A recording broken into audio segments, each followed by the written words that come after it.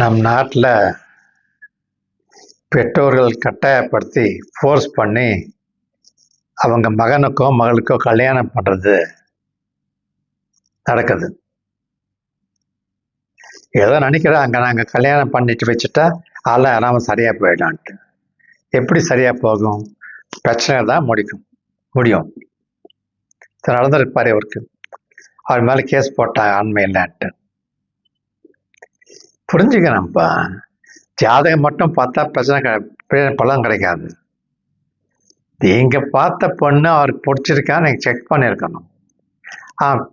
பிடிக்கலன்னு சொல்றப்ப, இஷ்டப்படலன்னு சொல்றப்ப எதுக்கு நீங்க கட்டாயப்படுத்தணும்?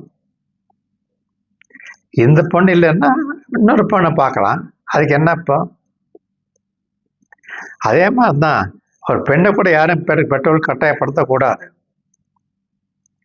எப்போ கட்டாயப்படுத்தி பண்றாங்களோ அப்போ அவனுக்கு அந்த பார்ட்னர் பார்த்தாலே அருவருப்பாக இருக்கும். ஏன்னா அகைன்ஸ்ட் தர் விஷஸ் இல்லையா? அதனால செக்ஸில் இன்ட்ரெஸ்ட் இருக்காது. பார்ட்னரை ஒரு செக்ஷுவல் ஆப்ஜெக்டாக நினைக்க மாட்டாங்க.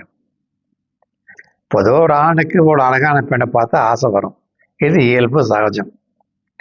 ஆனால் என்னைக்கு அந்த பெண்ணும் அந்த ஆணும் பார்ட்னருக்கு ஆணுக்கா பெண்ணுக்கா பிடிக்கலன்னா எப்படி இன்ட்ரெஸ்ட் வரும், எப்படி ஆர்வம் வரும்? அதுதான் நடந்திருக்கு. இதுக்கு வழி ஒண்ணுதான், வேற வழி கிடையாது. முடிஞ்ச வரைக்கும் அவங்களுக்கு எக்ஸ்பிளைன் பண்ணி மியூச்சுவல் கன்சென்ட்ல விவாகரத்து பண்ணிக்கிறது தான் நல்லது. ஏன்னா அந்த பெண்ணுடைய வாழ்க்கை கெடாம இருக்கும். நீங்களும் வேற உங்களை பிடிச்ச பெண்ணை கல்யாணம் பண்ணிக்கலாம். சரி, அப்படி இல்லையா, இதோட இந்த பெண்ணோட தான் வாழ ஆசைப்படுறீங்களா? எப்படியோ அப்ப நீங்க 2 பேரும் போய் மேரேஜ் கவுன்சிலரை கன்சல்ட் பண்ணணும். அவங்க உங்களுக்கு கவுன்சிலிங் கொடுத்து உங்க மனசை கொஞ்சம் மாற்றத்துக்கு முயற்சி பண்ணுவாங்க. அதாவது எல்லாமே வாழ்க்கையில் எஃபர்ட் தான்ப்பா.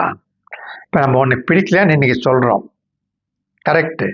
அது வேறு வழியில் என்ன பண்ண போகிறோம்? மெதுவாக அது மேலே பிரியம் வர்றதுக்கு முயற்சி பண்ணுறோம்.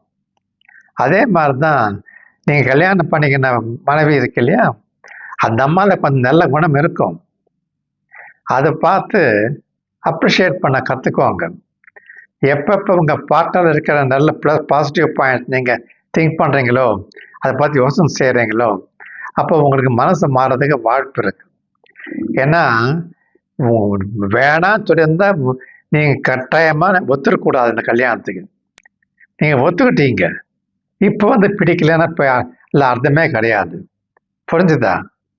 ஆகையினால மேரேஜ் கவுன்சிலரை கன்சல்ட் பண்ணி உங்களுக்கு அந்த அம்மாவுக்கு ஒரு சமாதானம் ஆகிறதுக்கு ஒரு வாய்ப்புக்கு வழி கண்டுபிடிங்க. அதுதான் ஒரு சரியான சயின்டிஃபிக்கான முறை.